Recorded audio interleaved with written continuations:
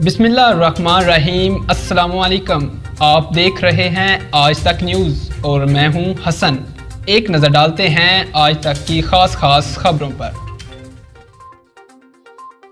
कराची में 6 मंजिला इमारत गिर गई। इमारत के 19 फ्लैटों में शहरी रिहायश पजीर थे।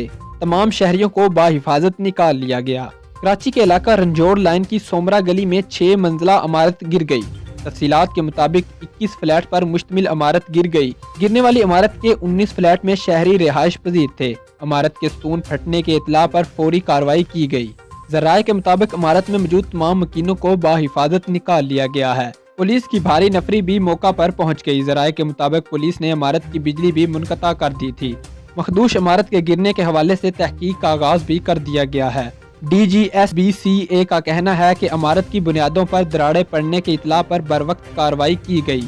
मखदूश इमारत से मुतल्लिक तहकीकात शुरू कर दी गई हैं।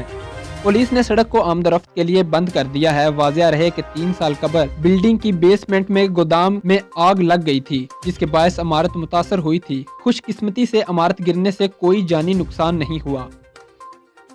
भारत ने अपने आर्मी एक्ट में तरमीम कर दी। रिटायरमेंट से एक रोज कबल भारतीय आर्मी चीफ को बड़ा ओहदा दे दिया गया।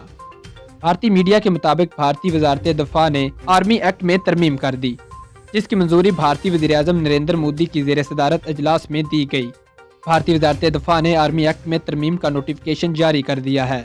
भारतीय आर्मी चीफ बिपिन रावत कल 31 दिसंबर को ओहदे से रिटायर हो रहे थे। ताहम एक्ट में तरमीम कर दी गई है। चीफ ऑफ डिफेंस स्टाफ के लिए ज्यादा से ज्यादा उम्र की हद 65 साल रखने के लिए कानून में तरमीम की गई है। कारी सैफुल्लाह महसूद अफगानिस्तान में हलाक हो गया। अफगान मीडिया के मुताबिक कालादम TTP का कमांडर कारी सैफुल्लाह महसूद अफगानिस्तान में मारा गया है।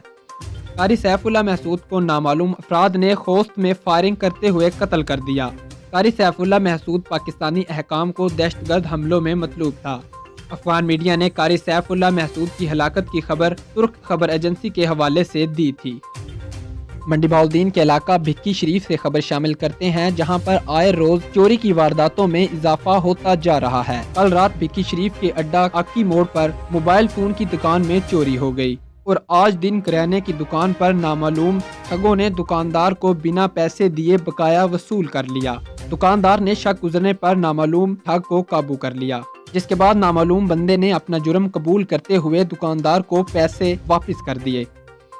फेरा से खबर शामिल करते हैं, जहां पे 75 साल बुजुर्ग शहरी को चरागाह से घास काटने के जुर्म में खातून और इसके साथियों ने डंडों सोटों से लहू लहान कर दिया।